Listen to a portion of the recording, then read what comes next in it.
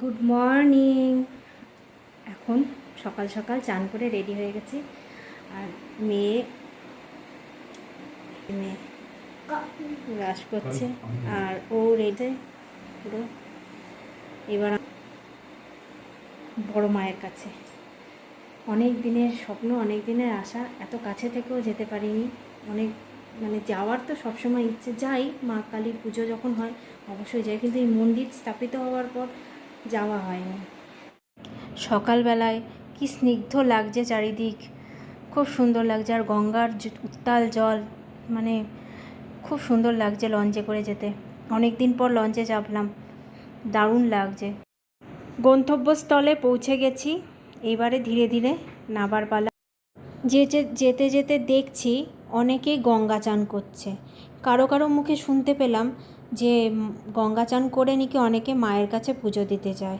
ভালো লাগলো দেখে। বেশ পৌঁছে গেছি আর এখন দাঁড়িয়ে পড়েছি লাইনে। লাইনটা দেখুন খালি, এত সকালবেলাও এত লাইন। বেলা বাড়লে নাকি এই লাইন একদম গঙ্গার ঘাট পেরিয়ে যায়, এতটা লাইন হয় লম্বা। শনি আর মঙ্গলবার আমার পাশে একজন দাঁড়িয়েছিলেন, তিনি বললেন খুব ভিড় হয়। লাইনে দাঁড়িয়ে পুজোটা কিনে নিলাম, পাশেই একটা দোকান থেকে পুজো কিনে নিলাম। আর এক মাসি এসে বয়স্ক মতন, উনি মাথায় সেই ত্রিশূল দিয়ে ফোঁটা দিয়ে গেলেন। বেশ ভালোই লাগছিল, মাথায় ত্রিশূল দিয়ে এই ফোঁটা, এগুলো বেশ ধার্মিক স্থানে আসলে মনটা ভালোই লাগে। গরম খুব একটা ছিল না, কিন্তু রোদটা লাগছিল মাথায়। অনেকে ছাতা নিয়ে এসছে, আবার হালকা হালকা বৃষ্টিও হচ্ছিল জানেন তো।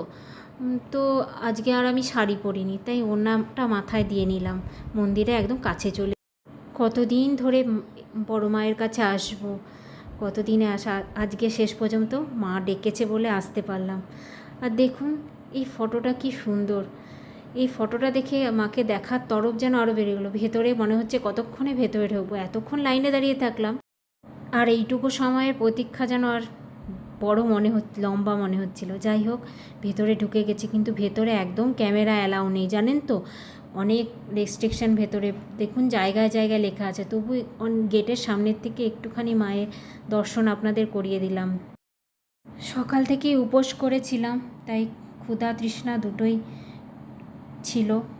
আর এই গরম গরম কচুরি। আর তাহলে দেখতেই পেলেন আজকে সারাদিন বড় মার ওখানে দর্শন করলাম। অনেক দিনে মনের আশা পূর্ণ হলো, আর মায়েরই আশীর্বাদ সব কিছু। আপনাদেরও দর্শন করালাম যতটুকু পারলাম আর কি। আর আজকে এই তো ভালোই কাটলো দিনটা। তাহলে আজকের মতো ব্লগটা এন্ড করছি, আবার দেখা হবে নেক্সট ব্লগে। আর পাপড়ি সুদীপ ক্রিয়েশন ব্লগটা যদি আপনাদের ভালো লাগে অবশ্যই অনেক অনেক শেয়ার করবেন, লাইক করবেন, সাবস্ক্রাইব করবেন, আর আপনাদের মূল্যবান কমেন্ট করবেন। গুড নাইট, শুভরাত্রি।